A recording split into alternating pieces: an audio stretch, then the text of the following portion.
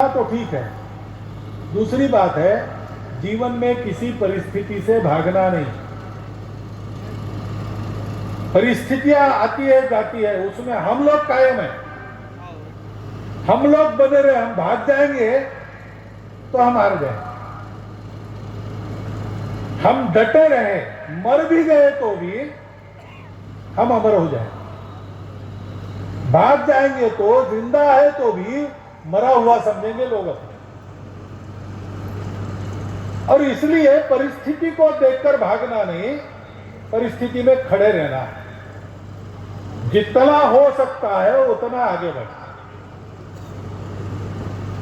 तीसरी बात है समान रहना। समत्वम योग उच्यते। समान रहना है क्या? परिस्थितियां आती है जाती है, सुख होता है दुख होता है, लेकिन सुख दुख से अलिप्त रहना, निर्विकार रहना।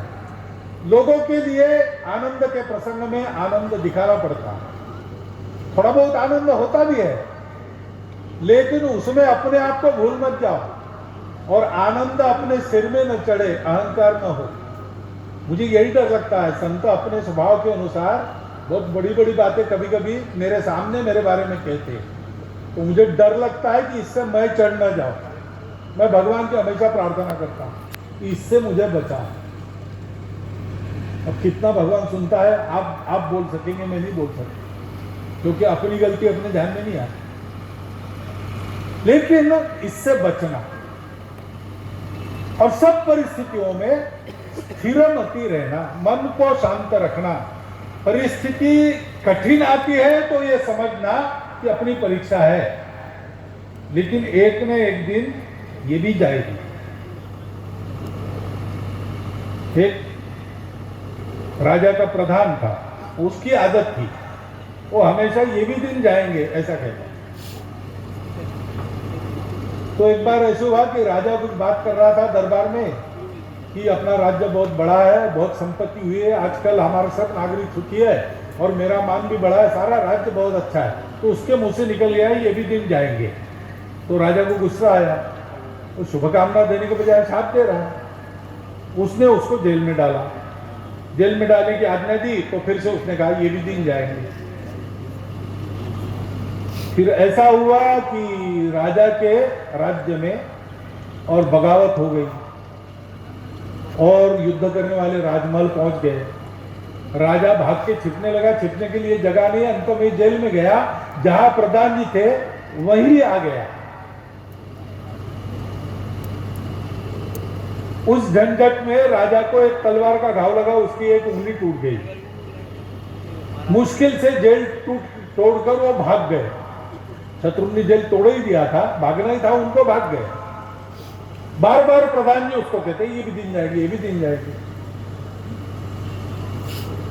जंगल में गए तो उनको कुछ कबीलों ने पकड़ लिया नरबली देने के लिए। कि प्रधान भी जेल में फटके खाके जख्मी हो गया था, राजा की उंगली टूट गई थी। उनकी परीक्षा हुई दोनों की, तो वहां के पुजारी ने बोल दिया ये नरबली के लायक नहीं, पूरा शरीर चाहिए। इसकी उंगली टूट गई है और इसका हाथ टूट गया है। तो फिर दोनों बच गए। ये भी दिन जाएंगे ये भी दिन जाएंगे कहते कहते परिस्थिति पलट गई, क्योंकि नया जो राजा बना था वो जुल्मी हो गया। प्रजा ने बगावत कर दी और भेजा लोगों को खोजने के लिए। दोनों साबुत मिल गए, उनको वापस लागे, राजा और प्रधानमंत्री बना। ये होता है, सुख दुख का खेल चलता है। अपना मन चंचल न हो, मन स्थिर रहे, धैर्य से प्राप्त परिस्थिति में अपनी अपनी शक्ति के अनुसार रास्ता कैसे निकालना ये देखना और सबको समान देखना। विद्या विनय संपन्नो ब्राह्मणो गवि हस्तिनी सुनी चैव स्वपाकी च। बहुत विद्वान है, व्रतस्थ है और गाय है और हाथी भी है और कुत्ता भी है। और हमारे समाज में एक बीमारी रही छुआछूत की, तो कुछ लोगों को हमने अपने ही लोगों को दूर रखा इतने साल। ऐसा कोई भी है तो भी उसको अपना मानकर, अपने जैसा मानकर, समान मानकर चलो। कौन करता है? जो जानकार है वो करता है। पंडिता समदर्शिना।